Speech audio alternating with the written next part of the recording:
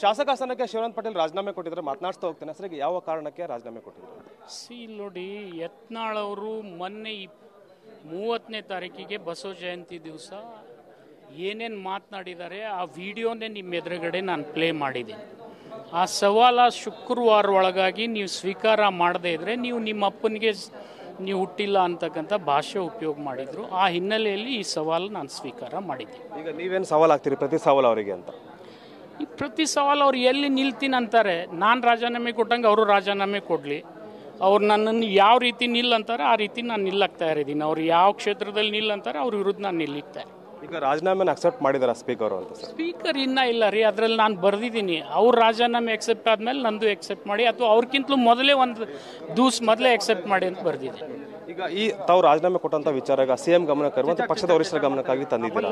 ನನಗದರ ಅವಶ್ಯಕತೆ ಇಲ್ಲ. ಈಗ ನನ್ನ ವೈಯಕ್ತಿಕ ವಿಚಾರ ಬಂದಾಗ ನಾನು ಯಾರನ್ನೂ ಕೇಳೋದಿಲ್ಲ. ಇದು ನನ್ನ ವೈಯಕ್ತಿಕ ಹರ್ಟ್ ಆಗಿದೆ ಅಷ್ಟೇ. ಅಲ್ಲ, ಯಾಕೆ ಅಂತ ರಾಜಕೀಯವಾಗಿ ರೀತಿ ತೇಜೋವಧೆ ಮಾಡ್ತಾರೋದು ಯಾಕೆ ಅಂತ ಸರ್?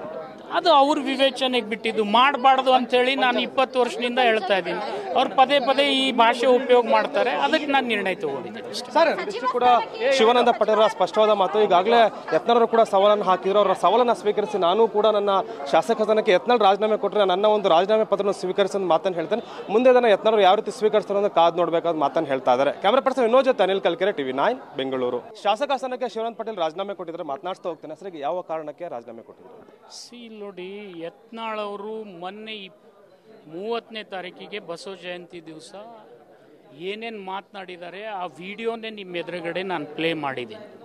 ಆ ಸವಾಲ ಶುಕ್ರವಾರ ಒಳಗಾಗಿ ನೀವು ಸ್ವೀಕಾರ ಮಾಡದೇ ಇದ್ರೆ ನೀವು ನಿಮ್ಮ ಅಪ್ಪನಿಗೆ ನೀವು ಹುಟ್ಟಿಲ್ಲ ಅಂತಕ್ಕಂಥ ಭಾಷೆ ಉಪಯೋಗ ಮಾಡಿದ್ರು. ಆ ಹಿನ್ನೆಲೆಯಲ್ಲಿ ಈ ಸವಾಲು ನಾನು ಸ್ವೀಕಾರ ಮಾಡಿದ್ದೆ. ಈಗ ನೀವೇನು ಸವಾಲು ಆಗ್ತೀರಿ ಪ್ರತಿ ಸವಾಲು ಅವರಿಗೆ ಅಂತ? ಈ ಪ್ರತಿ ಸವಾಲು ಅವ್ರು ಎಲ್ಲಿ ನಿಲ್ತೀನಿ ಅಂತಾರೆ, ನಾನು ರಾಜೀನಾಮೆ ಕೊಟ್ಟಂಗೆ ಅವರು ರಾಜೀನಾಮೆ ಕೊಡಲಿ. ಅವ್ರು ನನ್ನನ್ನು ಯಾವ ರೀತಿ ನಿಲ್ಲಂತಾರೆ ಆ ರೀತಿ ನಾನು ನಿಲ್ಲಕ್ಕೆ ತಯಾರಿದ್ದೀನಿ. ಅವ್ರು ಯಾವ ಕ್ಷೇತ್ರದಲ್ಲಿ ನಿಲ್ಲಂತಾರೆ ಅವ್ರ ವಿರುದ್ಧ ನಾನು ನಿಲ್ಲಿಕ್ತಾರೆ. ಈಗ ರಾಜೀನಾಮೆನ ಅಕ್ಸೆಪ್ಟ್ ಮಾಡಿದಾರ ಸ್ಪೀಕರ್ ಅಂತ? ಸ್ಪೀಕರ್ ಇನ್ನೂ ಇಲ್ಲ ರೀ, ಅದರಲ್ಲಿ ನಾನು ಬರೆದಿದ್ದೀನಿ. ಅವ್ರ ರಾಜೀನಾಮೆ ಎಕ್ಸೆಪ್ಟ್ ಆದಮೇಲೆ ನಂದು ಎಕ್ಸೆಪ್ಟ್ ಮಾಡಿ, ಅಥವಾ ಅವ್ರಿಗಿಂತಲೂ ಮೊದಲೇ ಒಂದು ಮೊದಲೇ ಎಕ್ಸೆಪ್ಟ್ ಮಾಡಿ ಅಂತ ಬರೆದಿದ್ದೀನಿ.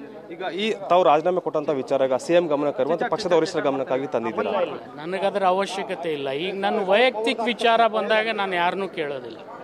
ಇದು ನನ್ನ ವೈಯಕ್ತಿಕ ಹರ್ಟ್ ಆಗಿದೆ ಅಷ್ಟೇ. ಅಲ್ಲ, ಯಾಕೆ ಅಂತ ರಾಜಕೀಯವಾಗಿ ರೀತಿ ತೇಜೋವಧೆ ಮಾಡ್ತಾರೋದು ಯಾಕೆ ಅಂತ ಸರ್?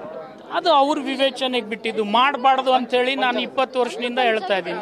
ಅವ್ರು ಪದೇ ಪದೇ ಈ ಭಾಷೆ ಉಪಯೋಗ ಮಾಡ್ತಾರೆ, ಅದಕ್ಕೆ ನಾನು ನಿರ್ಣಯ ತಗೊಂಡಿದ್ದೀನಿ ಅಷ್ಟೇ. ಸರ್, ಇಷ್ಟು ಕೂಡ ಶಿವಾನಂದ ಪಾಟೀಲ್ ಸ್ಪಷ್ಟವಾದ ಮಾತು. ಈಗಾಗಲೇ ಯತ್ನಾಳರು ಕೂಡ ಸವಾಲನ್ನು ಹಾಕಿದ್ರು. ಅವರ ಸವಾಲನ್ನು ಸ್ವೀಕರಿಸಿ ನಾನು ಕೂಡ ನನ್ನ ಶಾಸಕ ಸ್ಥಾನಕ್ಕೆ ಯತ್ನಾಳ್ ರಾಜೀನಾಮೆ ಕೊಟ್ಟರೆ ನನ್ನ ಒಂದು ರಾಜೀನಾಮೆ ಪತ್ರವನ್ನು ಸ್ವೀಕರಿಸೋ ಮಾತನ್ನು ಹೇಳ್ತೇನೆ. ಮುಂದೆ ಅದನ್ನು ಯತ್ನಾಳರು ಯಾವ ರೀತಿ ಸ್ವೀಕರಿಸ್ತಾರೆ ಅಂತ ಕಾದು ನೋಡಬೇಕಾದ ಮಾತನ್ನು ಹೇಳ್ತಾ ಇದ್ದಾರೆ. ಕ್ಯಾಮರಾ ಪರ್ಸನ್ ವಿನೋದ್ ಜೊತೆ ಅನಿಲ್ ಕಲ್ಕೆರೆ, TV9 ಬೆಂಗಳೂರು.